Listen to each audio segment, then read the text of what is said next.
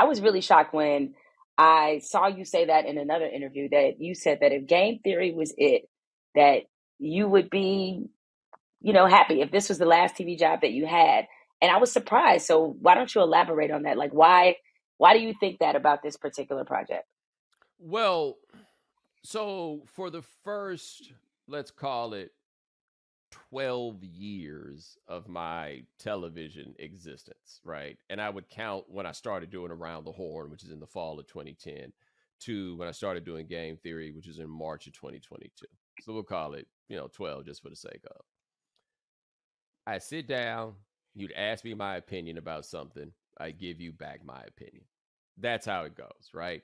It was a relatively easy sort of television life because I can just do that naturally. Like that's not hard for me. And most of the shows that I worked on, like Highly Questionable in particular, was just built where all I had to do was walk in there, sit down for an hour, do my thing, and then leave. Like that was all I had to do.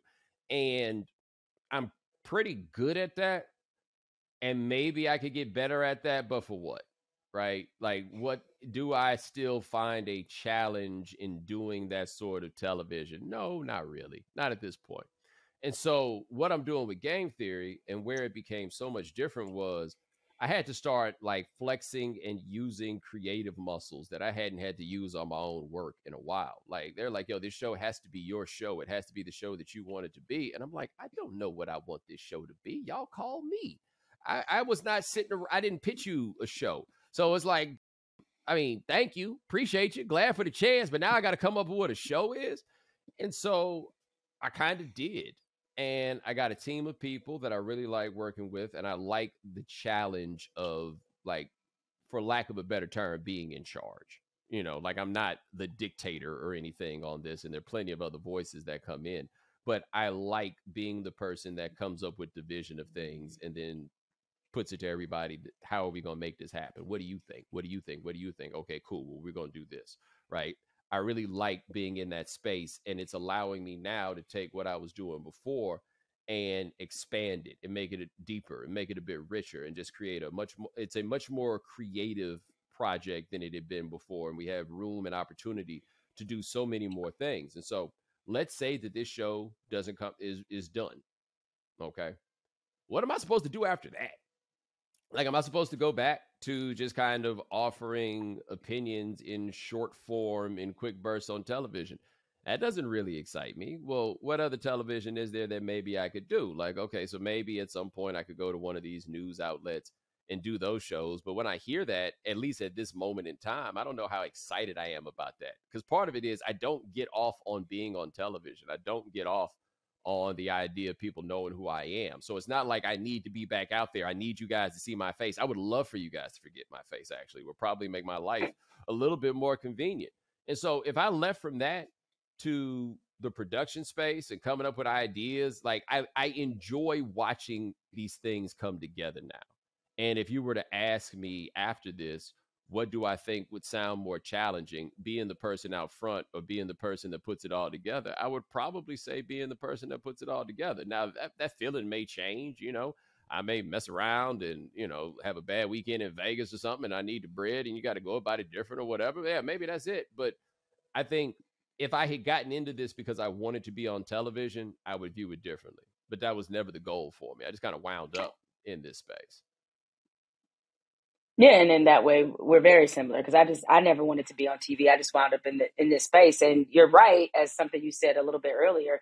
There's a very big difference between people who may have accidentally become TV stars, as you have, and the people who like really want to be on TV every day. Because I'm not pressed to do it. And since leaving ESPN and the grind of doing Sports Center, it has been very few things I have wanted to actually put my name on. Obviously, the work that I did with Carrie was great. I was like, oh, I get to kick it with my girl every day on TV, or once a week, I should say, because I don't know if I could ever go back to that everyday TV life. I shouldn't say that Woo! aloud because, man, because you realize when you leave, you're like, I used to do that every day. Like, what the is wrong with me? I used to do everyday TV and 3 hours of radio. And when I stopped doing radio, that was the one where I was like, man, I have no idea how I did this every single day. I had no idea. And the daily TV grind, especially because SportsCenter required you to be a lot more hands-on than the shows that I did every day required me to be. High Noon was a little bit more of that, but it just kind of gets to okay, I guess it's particularly in sports because we ain't got but that much to talk about that anybody cares about. Like at least over there in the news world, like you might be talking about the Ukraine for a week, but at least it's a week's worth of stuff to talk about. Yeah, it's like, what do you do when it's like July and you're like, okay, ain't shit happening, but we just gonna make up something that Yeah, you there is cross your fingers manufactured and you hope something. Yeah. somebody goes to jail. That's what you do in July. Right. July is the and that's when them cats would always go to jail. Ain't nobody got nothing to do. Somebody wind up going to jail. All right, cool. Well, now we can talk about your dumb going to jail. How about that? Like that's where we'd wind up. But no, like I like with the new job being able to go deeper into stuff, right? Being able to take time and care on something, which I've never really had the luxury of option of doing really at any point in my career prior to this, right? Like I'm working as a columnist, man, you turn them things around. That thing happened yesterday. Okay, cool. We turning this around. Like it was very rare that I had something that I would sit on for an extended period of time and be able to work on. And I kind of enjoy being able to do that as opposed to just having to rattle this off every single day, no matter what the context is. Being able to sit with something like when we do these essays on HBO, man, those long essays you see at the end, those are months in the making, literally months goes into getting everything right on those. And I kind of like being able to have months to do stuff. Yeah, the one thing, because I've watched every single episode of the show, I think it's great. I think it's so you on top of that. And so as somebody who obviously I also does television, I can tell. And I'm like, oh, his team. I remember one day I just paused on the credits and I was like, this really got about 10 writers on his show. I was so excited for you and jealous at the same time. Like one day I'm gonna get to that mountaintop where I can get like a whole staff because sometimes, and look, it's not the most polite thing to say, and certainly you don't want to throw shots at the people working on you because you respect them. But in a lot of TV situations, as you know, you wind up being the smartest person in the room. Yeah. Like you do, and you're like, what situation? Now, granted, you came from a different show group than I did, right? Because you work with different people at ESPN. And that's not to bash any of my former colleagues, but a lot of times in these TV spaces, you don't really have a team that matches what you're bringing in terms of like the Yeah. creativity, the thought, all of that. And I'm looking at your show like he finally got it. He got, Yeah. it looks like, at least the product I see, it looks like you have the perfect match of your incredible ability with the perfect team. And that has got to feel pretty amazing. No, I work with really talented people. And it's not just that they're really talented, but keeping in mind that I'm the newbie in this space. Like, I don't know how to make this kind of television. Like, I had to learn all their little lingo. Like, you watch The Wire, and The Wire never explains the slang. Like, that was basically the first year for me when they talk about we're going to game this, the beats of this, and everything. I'm like, oh, okay, I'm just kind of doing the math on where it goes. But, like, I remember the first meeting that we had after the offices opened before season 1 came in, did the all hands. I had to come up with some rah shit to get everybody charged up. I ain't got no idea how to do that. I forget what I came up with. But after that, we had a meeting for what would become the Duke Museum from the first episode of the show. And which is the way that brilliant, by the way. That whole skit was brilliant. Well, that's what I realized what was possible. So what had happened was I'd had a meeting with an executive from HBO. And she was like, look, I'm not hearing enough about the ideas for the show. What are we going to do content wise? And I was like, well, look, our first episode is Selection Sunday. What if we did an essay about Mike Krzyzewski? He's really famous across, out in sports, out sports, all of this. And I was like, stopped and thought about what to do. And I was like, well, what are we going to talk about? Because like, why is it that black people have all this animus toward Duke? And I was like, oh, they beat all our heroes. Like I really hadn't stopped and done the math on it, but these white boys came out here and beat all our heroes. And so I'm talking to James Davis, one of my executive producers, one of my very good friends. He's like my little brother. I've known him for 20 something years and he's working with me on this show.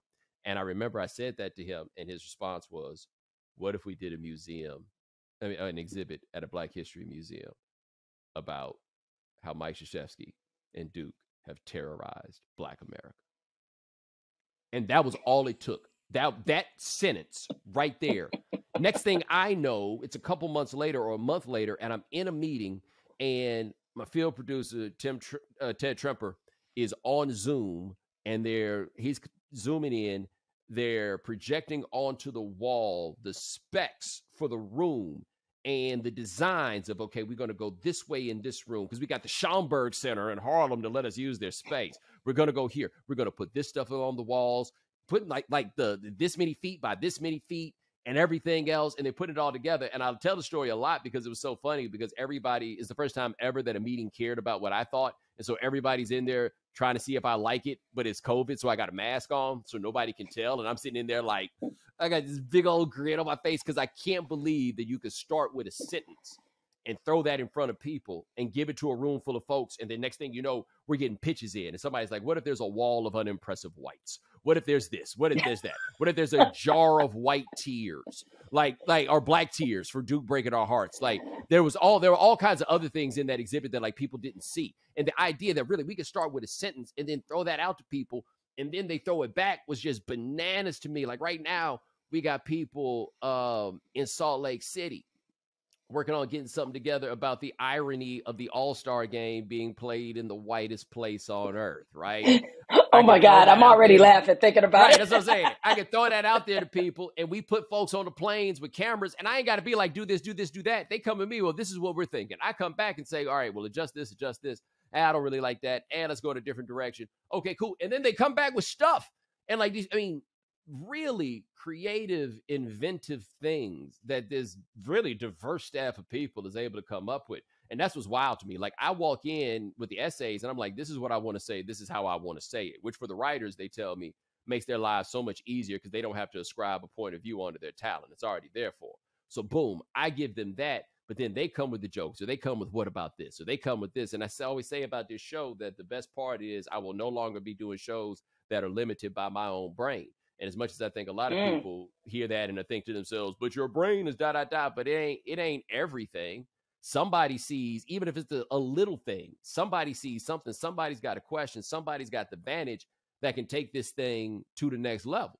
And so, you know, that to me is really the best part, is that it's a really strong and talented team with a lot of people who are doing this because they wanted to work with me and because they want to see this vehicle be successful in large part because it is my vehicle. That is like one of the more humbling and coolest things about this, is that I'm the person that's going to be out front getting all the credit for it.